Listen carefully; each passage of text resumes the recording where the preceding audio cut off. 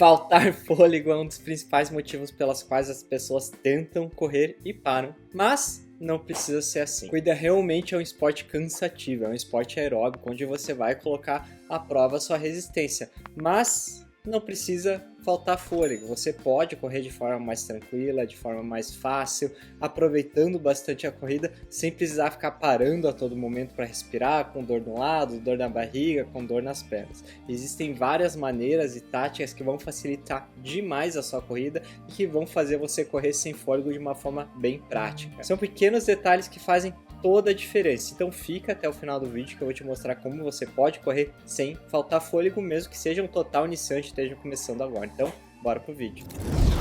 Número 1, aquecer. Uma das principais coisas que você precisa fazer para correr sem faltar fôlego é se aquecer corretamente. E como que você vai fazer isso? Bom, existem várias formas, tá? Primeiro pode ser uma caminhada que você vai fazer lá por 5, 10 minutos antes de começar seu treino de corrida, ou até mesmo correr uma intensidade menor, ou até mesmo pode ser movimentos repetitivos que você faz parado, como por exemplo, esticar as pernas, levantar os joelhos, correr com os calcanhares tocando a bunda. Existem várias formas de aquecimento, enquanto tá passando aí eu vou mostrando para vocês algumas que eu peguei aqui na internet, tá?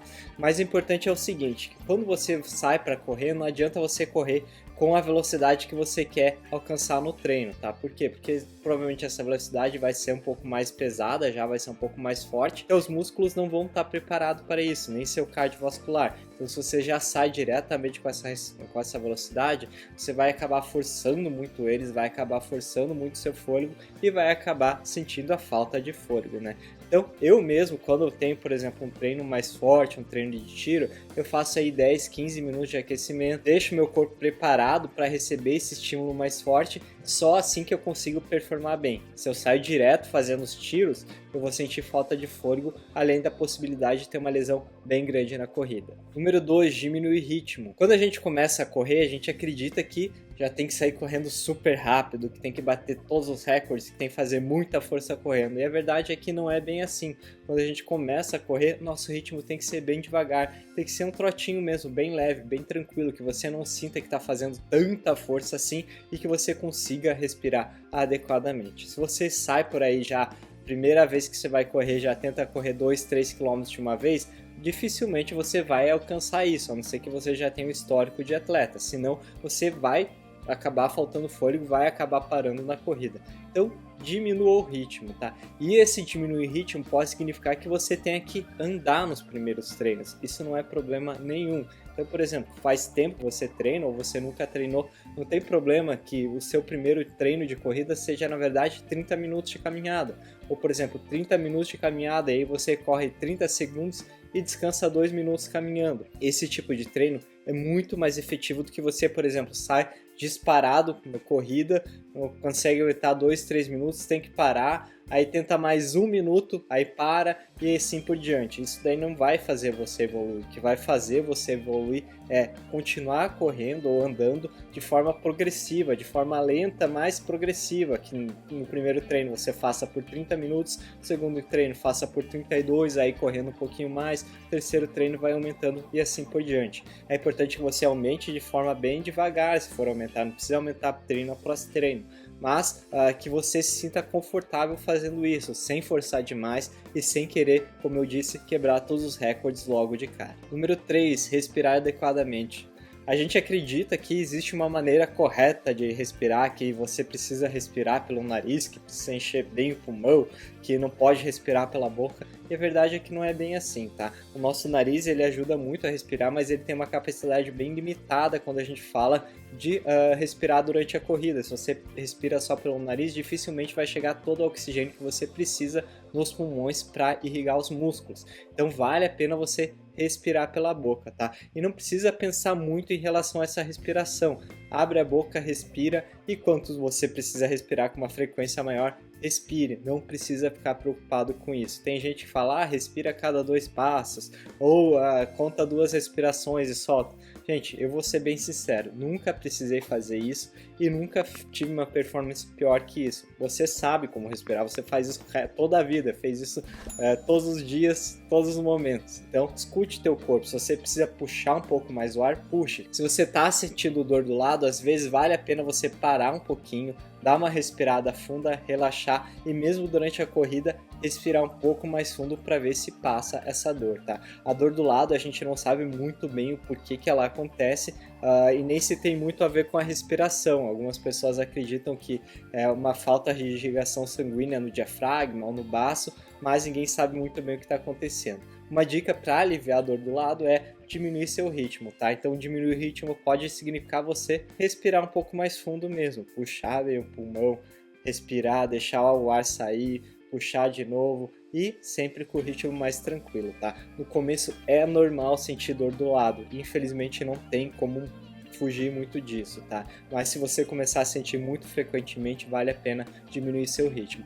Eu mesmo sinto dor do lado quando eu estou fazendo ritmos bastante intensos, principalmente em provas de corrida ou de triatlo, mas não é algo que eu chego a precisar parar para ela passar.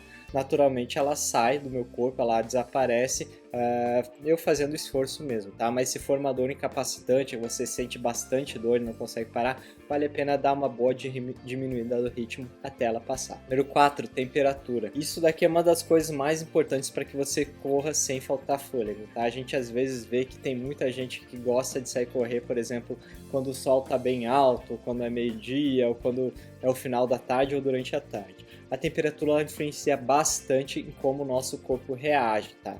Então, se tá uma temperatura quente, você vai sofrer bastante e sofre mesmo. Vai faltar fôlego, você vai suar bastante, as pernas vão doer, vai ser muito ruim.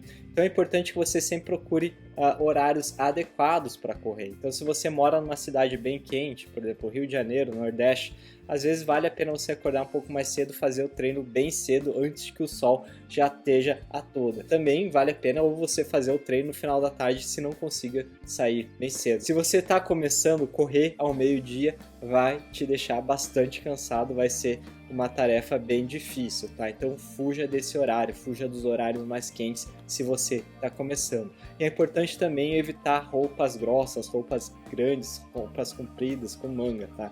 A corrida é um esporte que deixa você bastante quente, só para você ter uma ideia. Esses dias fiz uma meia maratona e aqui em Curitiba a temperatura estava mais ou menos 3 graus, 0 graus, 3 graus mais ou menos durante a manhã e não precisei usar muita roupa durante a corrida, eu só usei uma segunda pele, uma camisa um pouco mais longa aqui embaixo, uma camisa por cima e luvas, tá? Depois, quando eu já aqueci meu corpo, já não precisei usar mais nada disso, já estava confortável e eu até tirei as luvas, dei um pouquinho, arregacei um pouco as mangas e corri bem quente, inclusive, até passei um pouco de calor.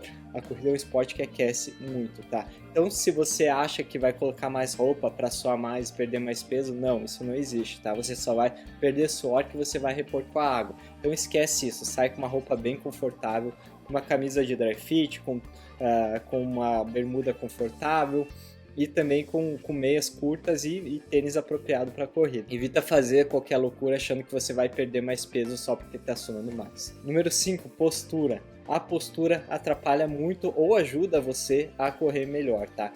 A gente vê que no começo a gente começa a correr, às vezes fica muito encurvado, o corpo não tem muito espaço para respirar, né? E nossa perna às vezes raspa no chão, o tênis fica fazendo barulho todo momento que a gente dá um passo. Então é importante que você comece a praticar a sua postura desde já. Ao invés de correr curvado assim, a caixa torácica não tem muito espaço para expandir, começa a correr já um pouco mais aberto, começa a levantar um pouco mais o joelho. Se você escuta muito seu tênis bater no chão, tenta levantar um pouco mais o joelho. Isso vai facilitar a tua corrida, você não vai gastar tanta energia, tá? E principalmente as costas bem eretas, a postura bem aqui em cima, deixando o pulmão respirar bem. Não é tão fácil correr com uma postura adequada no começo, são muitas coisas, muitas variáveis que a gente tem que controlar, tá? Mas sempre tenta cuidar dela desde a primeira vez que você sai correr, porque depois que você se acostuma com uma postura ruim, é difícil mudar ela. Número 6, consistência. A corrida é um esporte de endurance, que a gente fala, de resistência. E nesse tipo de esporte não adianta você querer praticar uma vez por semana que você acha que vai ficar bom. Não, isso não vai acontecer, tá? Você precisa praticar 3, 4 vezes por semana para ter um resultado legal e para ver uma evolução significativa. Então é importante que você sempre tenha um calendário certinho e siga ele, tá? Por exemplo, vou correr segunda, quarta, sexta e sábado.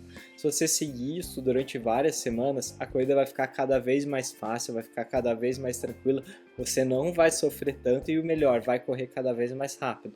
Agora, se por exemplo, você corre segunda, depois você só corre domingo, na outra semana você corre na quarta-feira, não corre mais, dificilmente você vai evoluir. Todas as vezes que você vai sair vão ser bastante cansativas, você vai sofrer bastante, tá? Então não adianta, se você quer ter resultado na corrida, tem que pôr tênis, tem que pôr calção e tem que sair correr, beleza? Então se você tem dúvidas, deixa teu comentário aí, não esquece de se inscrever no canal e já deixar o like, valeu? Então bora pro próximo vídeo.